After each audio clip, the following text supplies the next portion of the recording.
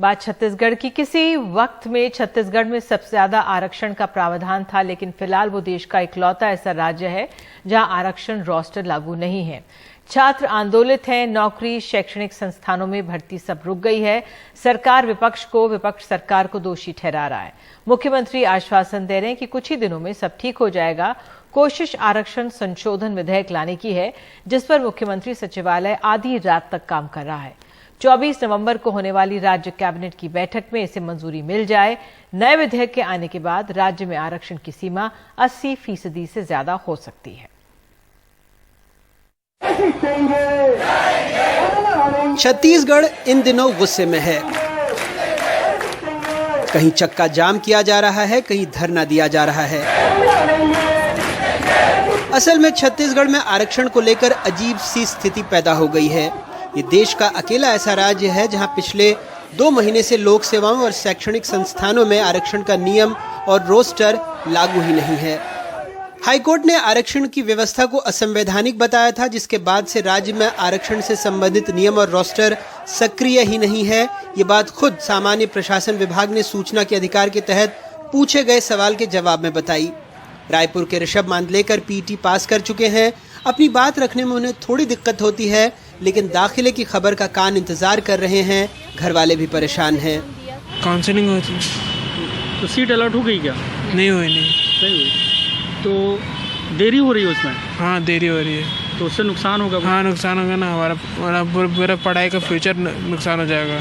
अभी तक seat allotment नहीं हुआ है, तो पीडब्ल्यूडी बच्चों को वैसे भी प्रिपेयर करने में कितना मुश्किलों का सामना करना पड़ता है। और अगर ऐसी देरी हो रही है इस संबंध में, तो इन लोगों का साल तो पूरा ख़राब हो जाना है।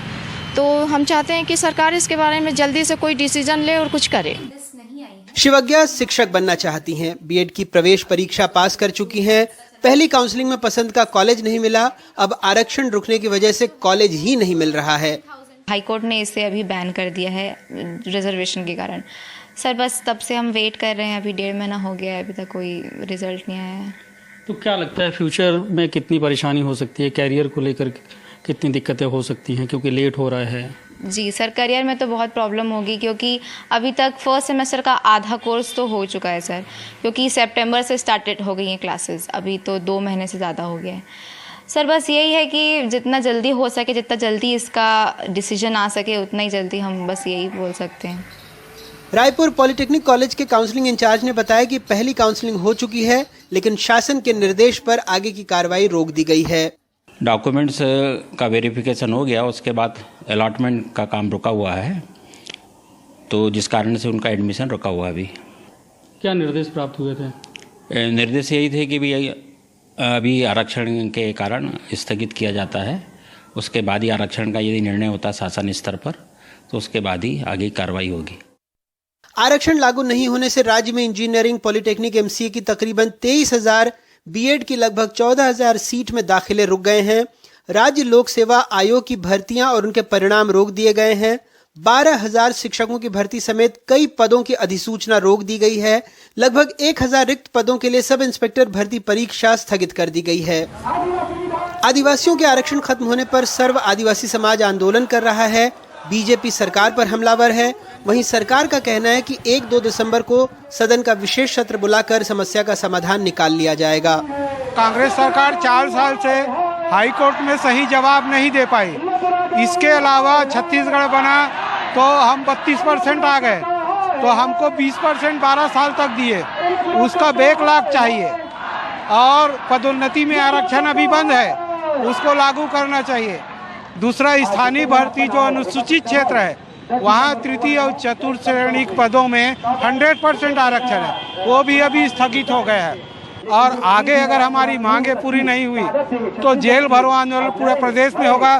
प्रदेश में आरक्षण की स्थिति लगभग खत्म हो चुकी है। पूरी तरीके से रिजर्वेशन शून्य पे आ गया है। सरकार की पूरी तरीके से नाकामी है। सरकार ने जिस तरीके से जालसाजी के तहत ओबीसी के साथ में खेल खेला, एसटी के साथ में खेल खेला, और उसका चेहरा, वास्तविक चेहरा आज जनता के सामने में है।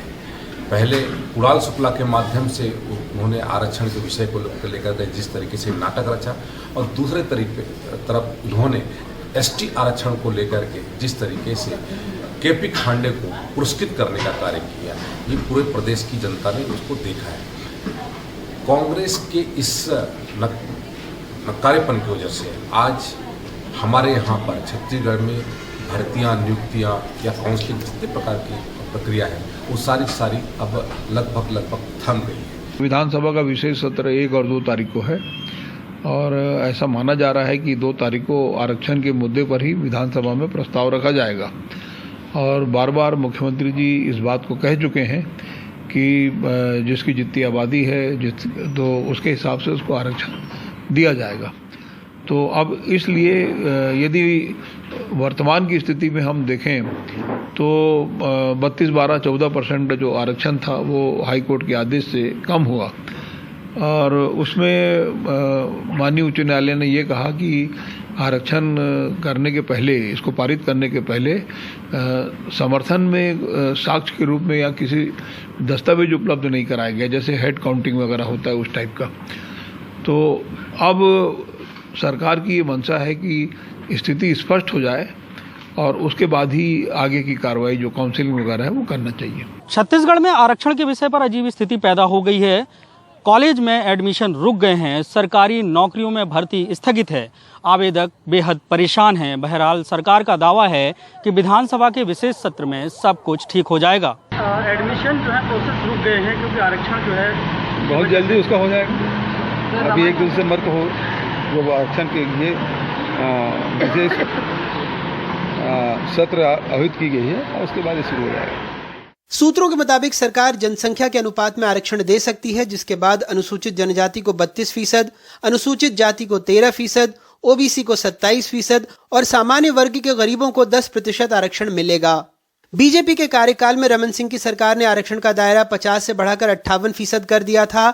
2018 में भूपेश बघेल की सरकार आई। 15 अगस्त 2019 को नई आरक्षण व्यवस्था लागू करने की घोषणा की गई, जिसके बाद छत्तीसगढ़ में आरक्षण का दायरा 82% तक जा पहुंचा था। भूपेश बघेल की सरकार के इस फैसले को हाईकोर्ट में चुनौती दी गई और हाईकोर्ट ने इस आरक्षण व्यवस्था पर रोक लगा दी थी। 19 सितंबर को छत्तीसगढ़ हाई कोर्ट ने रमन सिंह सरकार ने जो आरक्षण व्यवस्था लागू की थी उसे बिना किसी ठोस आधार के लागू करने और 50% के दायरे से अधिक होने की बात कहकर रद्द कर दिया था। तब से राज्य में आरक्षण व्यवस्था खत्म हो गई थी और संभवतः छत्तीसगढ़ देश का इकलौता ऐसा राज्य था जहां कोई आरक्षण व्यवस्था लागू नहीं थी। अब सभी चाहते हैं कि आरक्षण लागू हो और इसी के मद्देनजर सरकार भी नए आरक्षण संशोधन को नवी अनुसूची में शामिल कराने का संकल्प पारित कर सकती है। रायपुर से अपने सहयोगी जुल्फिकार अली और कैमरा पर्सन रिजवान खान के साथ अनुराग द्वारी, एनडीटीवी इंडिया,